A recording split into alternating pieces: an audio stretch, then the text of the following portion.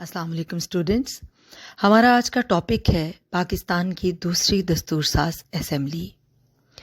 Students, ہم نے قیام پاکستان کے بعد آئین سازی کے سلسلہ میں کی جانے والی کوششوں کا ذکر کیا۔ ہمیں یہ معلوم ہوا کہ پاکستان کی پہلی دستور ساز اسمبلی نے قرارداد مقاصد کے ذریعے، بنیادی اصولوں کی کمیٹی کے قیام کے ذریعے، بنیادی اصولوں کی کمیٹی کی پہلی اور دوسری رپورٹ کے ذریعے اور محمد علی بوگرا فارمولہ کے ذریعے آئین سازی کے کام میں پیش رفت کی اور اسے آگے بڑھایا۔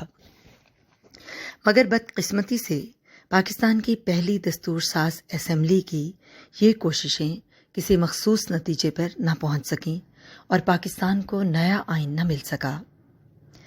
اسٹوڈنٹس، آپ کو یہ بھی معلوم ہے کہ پاکستان کی پہلی دستور ساز اسمبلی کو گورنر جنرل غلام محمد نے 24 دسمبر 1954 کو منسوخ کر کے ملک میں ہنگامی حالات کے نفاذ کا اعلان کر دیا تھا۔ مگر پہلی دستور ساز اسمبلی کے اسپیکر مولوی تمیز الدین نے گورنر جنرل غلام محمد کے اس فیصلے کے خلاف سندھ ہائی کورٹ میں اپیل دائر کر دی۔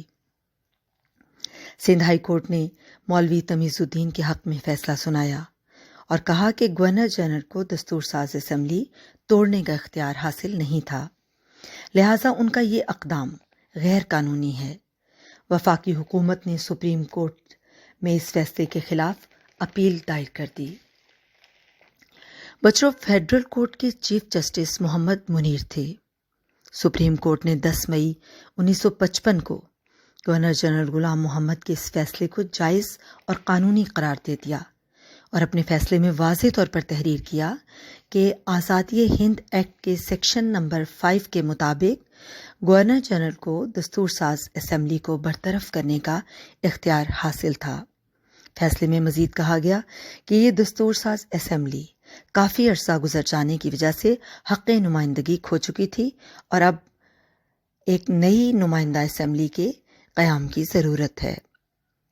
اس فیصلے میں یہ بھی کہا گیا کہ دستور ساز اسمبلی قوم کو ایک مطلوبہ آئین دینے میں ناکام ہو رہی تھی، اس لیے گورنر جنرل کے پاس اس کو توڑنے کا جواز موجود تھا۔ اسٹوڈنٹس، سپریم کورٹ نے 10 مئی 1955 کو اپنے فیصلے میں گورنر جنرل کو مشورہ دیا کہ وہ دوسری دستور ساز اسمبلی کی تشکیل کے لیے انتخابات کا انعقاد کروائے۔ چنانچہ گورنر جنرل نے کورٹ کے مشورہ پر انتخابات کروانے کا حکم جاری کر دیا۔ نئی دستور ساز اسمبلی کا انتخاب 23 جون 1955 میں ہوا۔ یہ انتخابات بالواسطہ انتخابات تھے اور اراکین اسمبلی کا چناؤ صوبائی اسمبلیوں کے ذریعے ہونا طے پایا۔ دوسری دستور ساز اسمبلی کے اراکین کی کل تعداد 80 تھی۔ اس میں سے 72 اراکین کا انتخاب صوبائی اسمبلیوں نے کیا، جبکہ خیرپور، قبائلی ریاستوں، بہاولپور، بلوچستان اور سرحد کے قبائل کے نمائندوں کو گورنر جنرل نے خود نامزد کیا، جبکہ کراچی کے نمائندے کا چناؤ براہ راست الیکشن کے ذریعے ہوا۔